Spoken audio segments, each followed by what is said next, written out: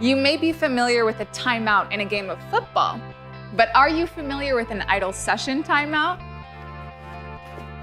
If not, you've come to the right place. An idle session timeout will log a user out automatically after a determined set of time. This can be used for security reasons. Luckily, we have the option to shorten or lengthen those settings. In this edition of Tech Talks, we'll show you how to configure the idle session timeout settings on a CBS250 or 350 series switch through the CLI. Next. To start things off, let's jump into the CLI of our device. To get into the CLI, we need to have PuTTY installed on our computer. Let's quickly go over the PuTTY settings. For our serial line, we have COM3, and this is where our USB serial 2 cables are plugged into our computer. Up next, we can see that our speed is at 115,200. If it was left at the default level of 9,600, we would not be able to load our switch. We can click Open to continue. We're going to start by configuring the HTTP timeout. This can either be HTTP or HTTPS. We'll enter in the command config-t or config terminal to get into privileged executive mode.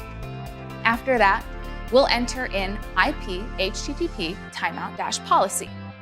We can then enter in the number of seconds we want to expire before it times out.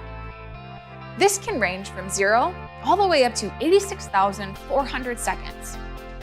For this example, we'll enter in 5 seconds. We know, this is a very short period of time. But let's make sure this works and head over to the web UI and see if we get logged out after 5 seconds. Let's enter in the username and password and log into our switch. Now, if we don't move our mouse for at least 5 seconds, we should get kicked out. And there you have it. We were kicked out. Don't take it personally. Let's go back to our CLI and chat about a few more things. So far, we've gone over the HTTP and HTTPS from the web UI.